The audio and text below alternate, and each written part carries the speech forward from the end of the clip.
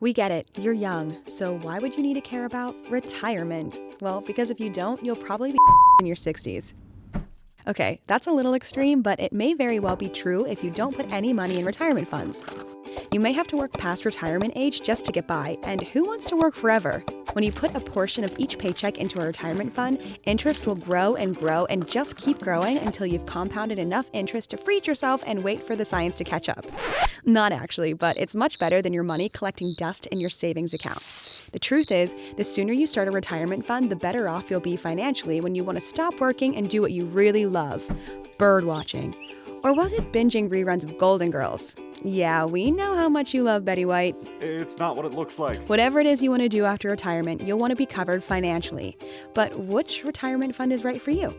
Well, chances are you've probably heard of 401k, whether your parents talked about it growing up or you constantly see it as a benefit for those jobs you can't seem to get a second interview for. A 401k is a retirement account where the invested money is only taxed once. Typically, an employer will get you to set up with it and even match your contribution up to a certain percentage. This means you're getting free money from your boss just for putting your own away and not spending it on a stroller for your cat. Well, I can't return it now. Justin loves it. Anyway, 401ks come in two flavors, traditional and Roth. With traditional, the money you put in isn't taxed until you go to withdraw it, which isn't until you turn 59 and a half. We know, it's weird, but if you take it out before then, you may face a 10% penalty. Roth, on the other hand, is the inverse. It's taxed up front and is tax-free when you go to withdraw it. If you're not sure which one to go for when signing up with your company, Roth is typically best for those in a lower tax bracket and vice versa. If you've heard of 403b, this is essentially the same as 401k. It's just given by nonprofits and government entities as opposed to for-profit businesses like the kind you sell your soul to 5 days a week.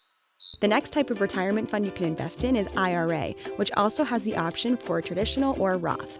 With an IRA, you can't put in as much money every year, but you can choose your own brokerage and types of funds. If you're able, a great hack to jumpstart your retirement saving is to open a 401k through your job and also start a Roth IRA account. The limit to contribute to a Roth IRA account is currently $6,000 a year, so if you can, max out that number. IRAs can include a range of financial products like stocks, bonds, mutual funds, and exchange-traded bonds. If you're new to investing and a bit overwhelmed, a target date fund might be a good option. With a target date fund, instead of picking out your own stocks, bonds, etc., and their percentages of your portfolio, you can set a date you'll retire, continue adding your amount every year, and your ratio of stocks to bonds will be changed for you over time. Now that you know the heavy hitters, let's see how you can make the most of what you're already making regardless of the fund you choose. First off, if you get a raise, pretend you didn't. Just take that extra amount of each paycheck and throw it into your fund. You weren't expecting it, so no, you don't need to use it on a Sims expansion pack.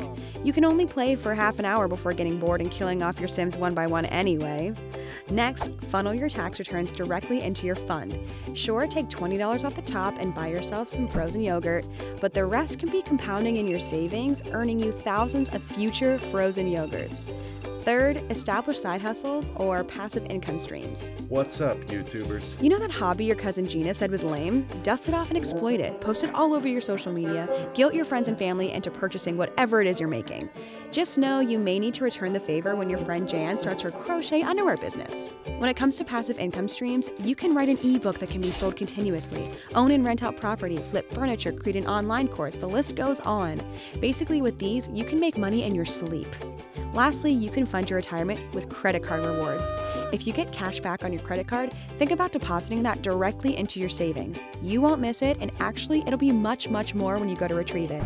And there you have it, hacks to retire with enough to live on. If you follow these tips, you may even be able to do all of your hobbies and even pick up a few new ones along the way.